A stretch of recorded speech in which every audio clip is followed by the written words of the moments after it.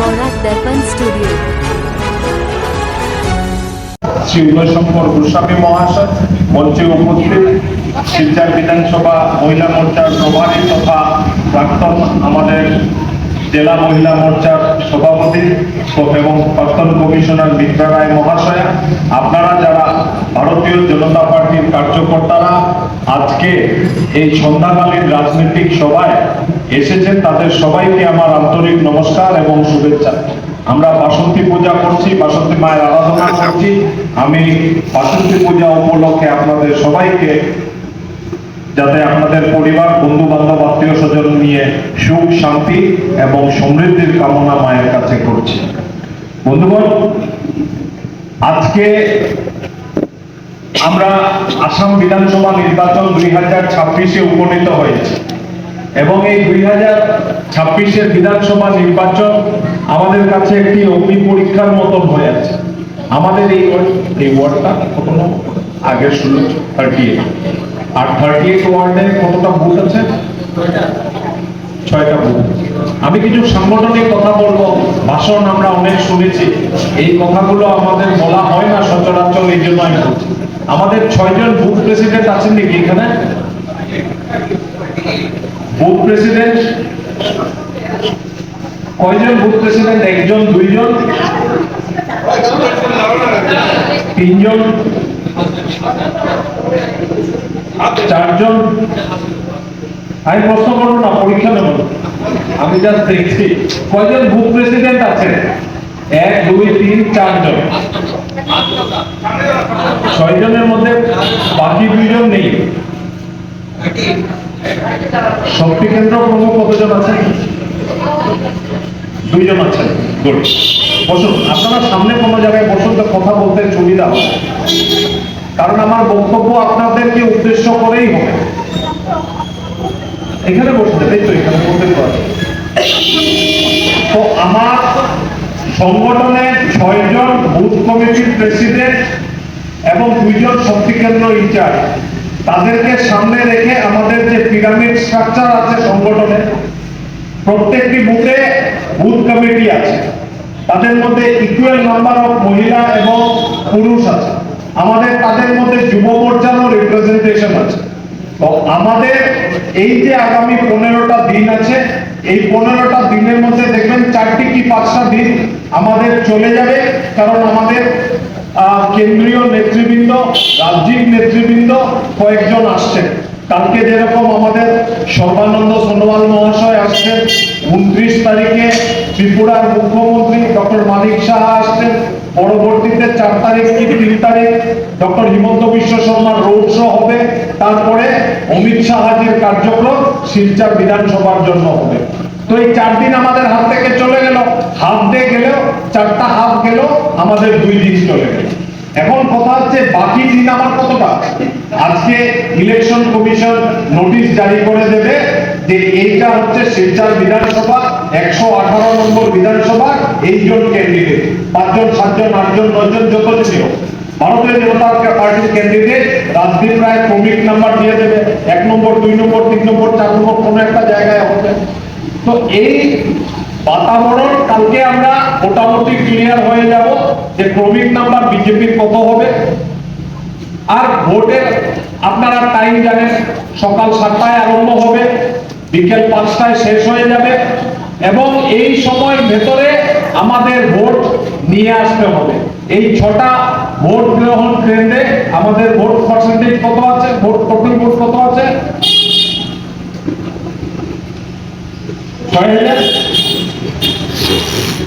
6,600 vote হবে।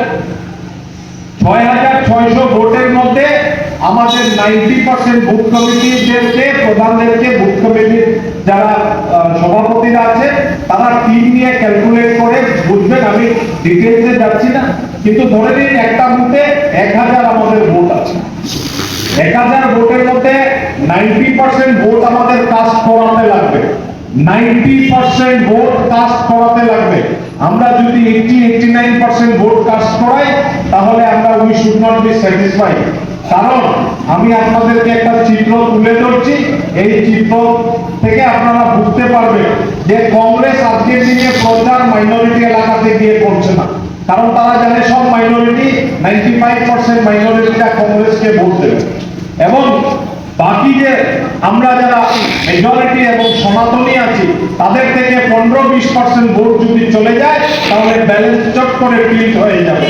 আমরা শিলচর বিধানসভাতে দেখেছি যে আমরা একসময় 71 ভোটে জিতেছি, মাইনরিটি ভোট 34% ছিল, কিন্তু অনেক হিন্দু মানুষরা আমাদেরকে ভোট দেয়নি, ইলেকশনের দিন ভোট গ্রহণ কেন্দ্রতে যায়নি, কিংবা বাইরে অনেক লোকরা আছে আত্মীয় স্বজন।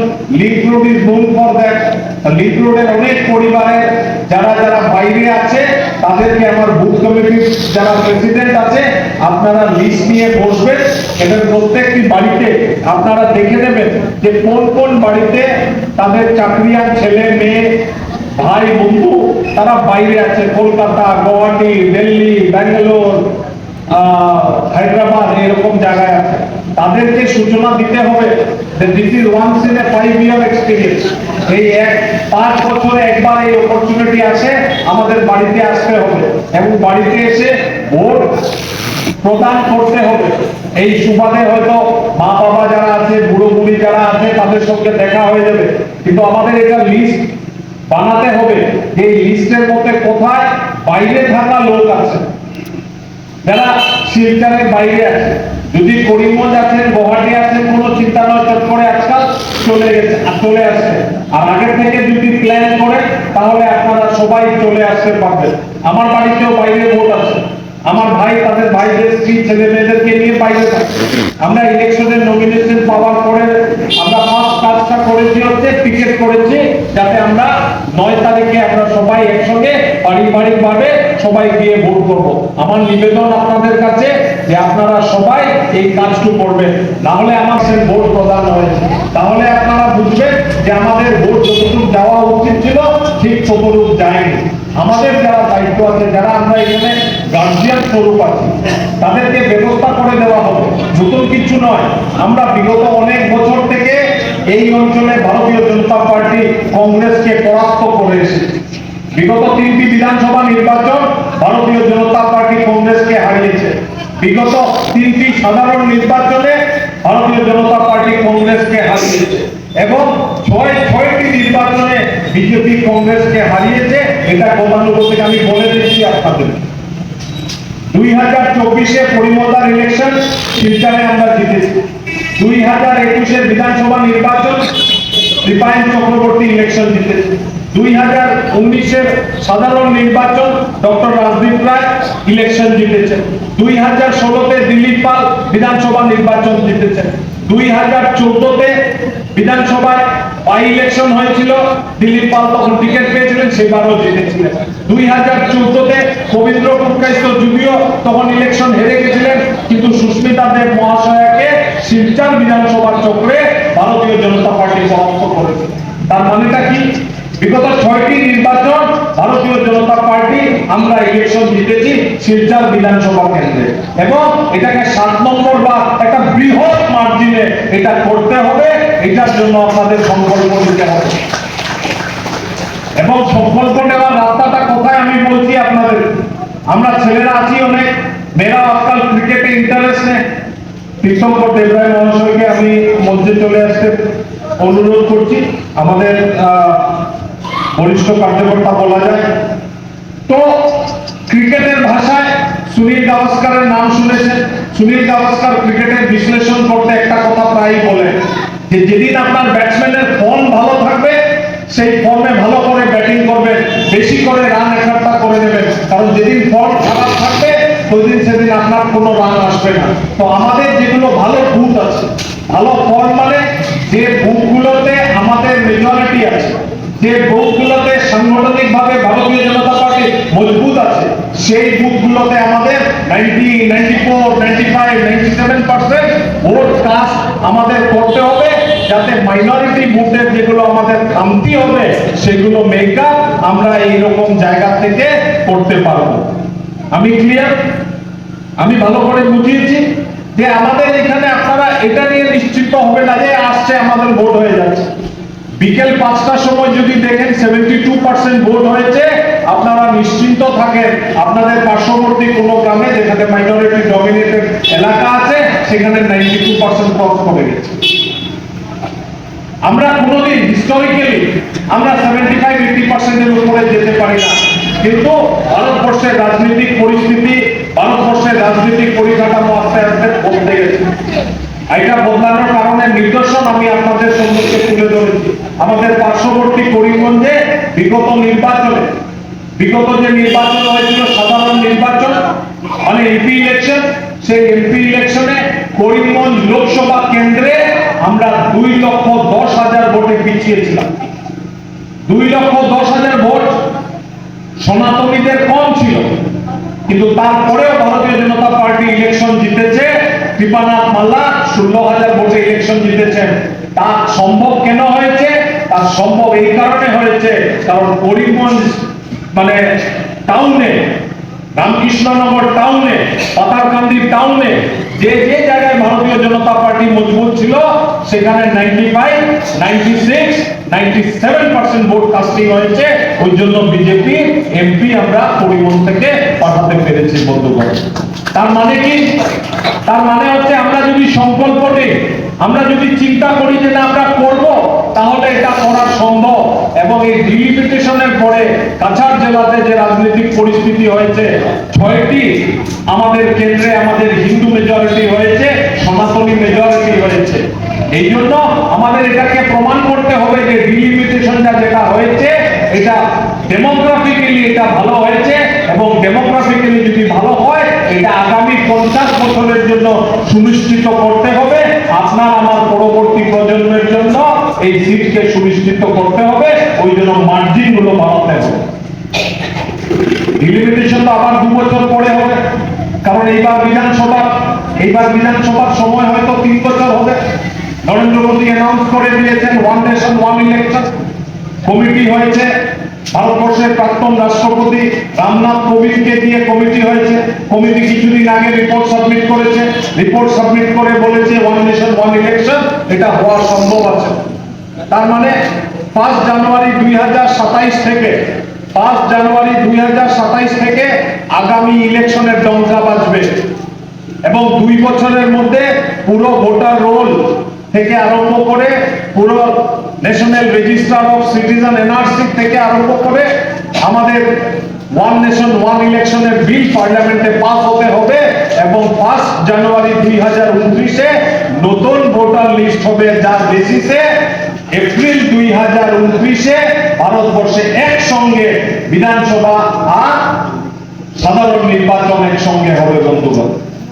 এই পরিস্থিতিতে আসছি আমরা, তার জন্য নিট এইবার সাপোর্ট করতে হবে। আসামে এইবার এসআর হয়েছে, ভারতবর্ষের 12টি রাজ্যে এসআর হয়েছে, আরো বাকি 20টি রাজ্যের মধ্যে এসআর আগামী দিনে হতে যাচ্ছে। তার মানে কি? তার মানে সরকার অলরেডি পরিকল্পনা নিয়ে নিয়েছে। সরকার সেই পরিকল্পনা নিয়ে চলছে যে আগামী দিনে আমাদের কিভাবে ভারতবর্ষকে পরিচালনা করতে হবে, নতুন ভাবে সেই পরিকল্পনা আজকে হচ্ছে। আমরা অনেক সময় কমপ্লেসেন্ট হয়ে যাই, আমরা ভাবি না 1 লক্ষ ভোট বেশি আছে আমরা জিতে যাব। আমি আপনাদেরকে স্মরণ করিয়ে দিতে চাই যে আজকে থেকে 2 বছর আগে ভারতবর্ষে যখন সাধারণ নির্বাচন হচ্ছিল, বিজেপি একটা স্লোগান দিয়েছিল, আপকি বার 400 পার। আমরা কত ভোটে গিয়ে আটকেছি? 240-এ গিয়ে আটকেছি। আর 240-এ গিয়ে আটকেছি বলে আজকে ইউসিসি পেছনের বস্তায় পড়ে আছে, আজকে হিন্দু রাষ্ট্র বিল আসার পিছনের রাস্তায় পড়ে আছে, আজকে যেগুলো আরো ডেভেলপমেন্টের কাজ করার প্ল্যান ছিল যে না আজকে আমরা মথুরাতে কৃষ্ণর মন্দির, জন্মস্থানে মন্দির বানাবো, বৈভব মন্দির, এটা হচ্ছে না। আজকে জ্ঞানবাপীতে আজকে আপনারা দেখেছেন যেখানে কাশী বিশ্বনাথের মন্দির হওয়া, এটা পিছনের বস্তায় পড়ে আছে। বন্ধুগণ, এইগুলো কথা এগুলো স্মরণ রাখতে লাগে, কারণ আমাদের এজেন্ডা এখনো কমপ্লিট হয়নি। 370 হয়েছে, হয়েছে, রাম মন্দির হয়েছে, আপনারা সিলিন্ডার পেয়েছেন, শৌচালয় পেয়েছেন, প্রধানমন্ত্রী আবাস পেয়েছেন, মহিলাদের নামে রেশন ঘর হয়েছে, অনেক হয়েছে কাজ, রাস্তাঘাট হয়েছে, এক্সপ্রেসওয়ে হয়েছে, মহাসড়কের কাজ শেষ হয়েছে, আমাদের এই অঞ্চলের মিনি সেক্রেটারিয়েট হয়েছে, আগামী দিনে ডিস্ট্রিক্ট লাইব্রেরি হতে যাচ্ছে, নতুন নতুন রাস্তা হচ্ছে, ফ্লাইওভার হচ্ছে, কাজ অনেক হচ্ছে। কিন্তু যেখানে সুরক্ষা নেই সেখানে উন্নয়নের কাজের কোনো লাভ নেই। আপনারা দেখেছেন যে বিগত কিছুদিন আগে মধ্যপ্রাচ্যতে কিভাবে বোমিং হচ্ছে, বড় বড় বিল্ডিং হাওয়ায় উড়িয়ে যাচ্ছে। কনস্ট্রাকশন আছে ঠিক আছে, কিন্তু সেফটি সিকিউরিটি সুরক্ষা যদি না থাকে সমাজে, যদি সুরক্ষা সমাজে না থাকে তাহলে কিছু কোনো মানে নেই। কাজে আমাদেরকে আমাদের সমাজকে আগে সুরক্ষিত করতে হবে, এই নীতিতে আমাদের চলতে হবে এবং আমাদেরকে এই চিন্তা সবাইকে, যে কথা আমি বলেছি 90% ভোট কাস্ট করানোর ব্যবস্থা আমাদের করতে হবে। এই কথাগুলো আজকে আপনাদের কাছে বলার জন্য আমার আশা। রাজনীতির কথা তো হতে থাকবে। লিংক রোডকে আমার দ্বিতীয় বাড়ি হিসাবে আমি চিহ্নিত করি। কেন? যে আমি ছোটবেলায় এই অঞ্চলে আধা দিন আমি এখানে কাটিয়েছি। 7 নম্বর গলিতে একটা ভালো মাঠ ছিল, সেই মাঠে আমরা ক্রিকেট খেলতাম। অভিদা এখানে আছে, অমুদা এখানে থাকতো, আসতো, বোলিং করতো। আমরা হাফ প্যান্ট পরা অবস্থায় লিংক রোডে মাঠে চষে বেরিয়েছি। কাজে লিংক রোডে আমার অজানা কিছু নেই। আপনাদেরকে আমি বাড়ির লোক হিসাবে ভাবি, আপনাদের কাছে নিবেদন করতে এসেছি যে আমাকে আশীর্বাদ করুন। আমি আগে সংসদ গেছিলাম, সংসদকে যাওয়ার সুযোগ হয়েছিল। 7টা কনস্টিটিউয়েন্সি ছিল, কোন একটা কনস্টিটিউয়েন্সিতে ঘুরতে গেলে তার নাম্বার আবার 7 বার করে আবার আসতো। এবার যেহেতু একটা কনস্টিটিউয়েন্সি, তো আমি আগে যদি একবার এসেছি, এবার 7 বার আমি এখানে আসবো। আমি আশা করি আমার কথা বুঝাতে পেরেছি। বিধায়কের কাজ আর সংসদের কাজের মধ্যে ফারাক আছে। সংসদ চলে 130-140 দিন, বিধানসভা চলে 40 দিন। সংসদের কাজ হচ্ছে আইন বানানো, সংসদে আইনের জন্য, নতুন আইনের জন্য তদবির করা, সংসদে দাঁড়িয়ে কথা বলা, আর মধ্যে মধ্যে এলাকার সমস্যা তুলে ধরা। আপনারা আমাকে দেখেছেন, সিটিজেনশিপ অ্যামেন্ডমেন্ট বিলে আমি কথা বলেছি, ন্যাশনাল মেডিকেল কাউন্সিল বিলে আমি কথা বলেছি, অনেকগুলো, বলতে গেলে অনেকগুলো বিল আসবে, সেগুলোতে কথা বলেছি। কিন্তু বিধায়কের কাজ ভিন্ন ধরনের হয়। বিধায়কের কাজ বিশেষ করে রাস্তাঘাট বানানো, ট্রেন বানানো, অফিস আদালত বানানো, রাজ্য সরকারের জড়িয়তে যে কাজগুলো আছে সেইগুলো কাজ আমরা রাজ্য সরকারের জড়িয়তে বিধায়কের থ্রুতে আমরা সেই কাজগুলো করি। এবং ন্যাচারালি এটা হয়, বিধায়কের সঙ্গে কার্যকর্তাদের সম্পর্ক বেশি, ডেইলি বেসিসে আনা জানা থাকে।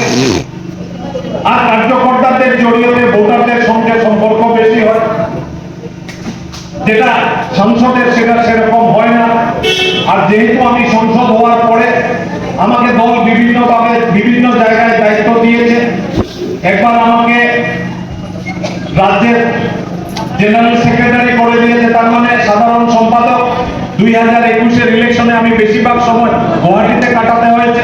পরবর্তীতে আমাকে কোনো না কোনো কাজে, দেশের কোনো না কাজে বাইরে যেতে হয়েছে, বিদেশে যেতে হয়েছে। আমাকে 2বার জাপান পাঠিয়েছে, একবার ব্রাসেলস পাঠিয়েছে, একবার কলম্বোতে পাঠিয়েছে, একবার বাংলাদেশে গেছি। আমি বাংলাদেশের 50 বছর স্বাধীনতা চিফ গেস্ট ছিলেন ভারতবর্ষের মহামহিম রাষ্ট্রপতি শ্রী রামনাথ কোবিন্দজি। আপনাদের আশীর্বাদ পুষ্ট হয়ে আমি সৌভাগ্য হয়েছিল ভারতবর্ষের রাষ্ট্রপতির সঙ্গে আমি বাংলাদেশে ঢাকায় তাদের 50 বছরের যে, তখন তো ইন্ডিপেন্ডেন্ট মুক্তিযুদ্ধ 50 বছর হয়েছিল, সেই 50 বছরের কার্যক্রমে আমি 3 দিন ঢাকাতে ছিলাম। শ্রী রামনাথ কোবিন্দের সঙ্গে 2 জন এমপিকে উনি নিয়ে গেছিলেন, একজন বেঙ্গল থেকে আর একজন আমি। আমার সেই সৌভাগ্য হয়েছিল। কাজে অনেক সময় এরকম হয় যে ইচ্ছা থাকা সত্ত্বেও আমার শিলচরের বাইরে থাকতে হয়েছে, কারণ দলের দায়িত্ব ছিল, দেশের দায়িত্ব ছিল। এবং শিলচরের জনগণ থেকে বিশেষ করে বিগত 2 বছর আমি এমপি না থাকা অবস্থায় যখন আমাকে ত্রিপুরাতে দায়িত্ব দেওয়া হয়েছে, বন্ধুগণ, আমার একটা ত্রিপুরাতে দায়বদ্ধতা পড়ে গেছে। ত্রিপুরাতে সরকার আছে, কেন্দ্র কমিটি আর ত্রিপুরা রাজ্য কমিটির মধ্যে একটা ব্রিজ হিসাবে কাজ করতে হয়। যেহেতু সরকার আছে, সেখানে কাজ অনেক বেশি হয়, তার জন্য আমার আগরতলাতে থাকা দরকার। তো আমি শিলচর থেকে একটু সময় আমার আগরতলাতে থাকতে হয়েছে। তো যাই হোক, এই কথাগুলো নিবেদন রাখলাম, আশা করি আপনারা বিবেচনা করবেন। কিন্তু সব থেকে যে কথাটা আমার মনে কাটছে এটা হচ্ছে যে আগে 7টি সমষ্টি নিয়ে একটি মানে সংসদ সমষ্টি ছিল শিলচর, এখন শিলচর বিধানসভা একটা সমষ্টি। কাজে আমাকে আগে যত পেয়েছেন তাকে 7 গুণ বেশি পাবেন, এটাই আমি আশা করি। আপনারা যখনই ডাকবেন আপনাদের দুঃখ কষ্ট দুর্দশাতে, তখনই আমাকে সাহায্যতে পাবেন। আমরা অনেকে আমাকে রাস্তার কথা কাজের কথা বলেছে, আপনাদের থেকে এলাকার লোক, এখানেই অনেক লোক আছে যারা আমাকে ফোন করেছেন, যারা আমাকে বলেছেন এসে দেখতে। আমি এমনিও এখানে আসি, দেখা সাক্ষাৎ হয়। আর আমি আপনাদেরকে কথা দিয়ে যাচ্ছি, ইলেকশনের শেষে যাতে এই কাজগুলোকে, যেগুলো পেন্ডিং কাজ আছে, এগুলোকে কিভাবে তাড়াতাড়ি করা যায়, এটা সুচারুরূপে আমার দৃষ্টি থাকবে। আপনাদেরকে আজকে এই কথাটা আমি দিয়ে যাচ্ছি। বন্ধুরা, পানীয় জলের সমস্যা আছে, আগামী দিনে পানীয় জলের সমস্যার সমাধান হতে যাচ্ছে আশা করি। জমা জলের সমস্যা আছে, এটাও ড্রেন হচ্ছে, কিছু কিছু জায়গায় সমস্যা সমাধান করতে হবে, তার জন্য লড়াই করতে হবে। আপনাদের থেকে আমার অ্যাডভাইস নিতে হবে এবং সেই অ্যাডভাইস নিয়ে আপনাদের অনেক জায়গায় আপনারা আমার থেকে অনেক বেশি জানেন এবং প্র্যাকটিক্যালি জানেন, এটা প্র্যাকটিক্যাল সলিউশন আপনারা দিতে পারবেন। আপনাদের অ্যাডভাইস নিয়ে আমরা ঠিক সেইভাবে কাজ করব, এই কথা আজকে আপনাদের সামনে রাখলাম। শেষমেশ আপনাদের কাছে আমি আশীর্বাদ প্রার্থী হয়ে এসেছি। আপনারা আমাকে আশীর্বাদ করুন যে আগামী 9 তারিখে যাতে আমরা বেশি করে এই অঞ্চল থেকে আমাদের ভোট কাজ করে যাতে বিশাল ব্যবধানে আমরা এইখানে একটা পদ্মফুল প্রতীক চিহ্নকে আমরা যাতে গুয়াহাটিতে পাঠাতে পারি, এই কথাটুকু রেখে সবাইকে আমার আন্তরিক নমস্কার এবং শুভেচ্ছা জানিয়ে আমার বক্তব্য শেষ করছি। ধন্যবাদ।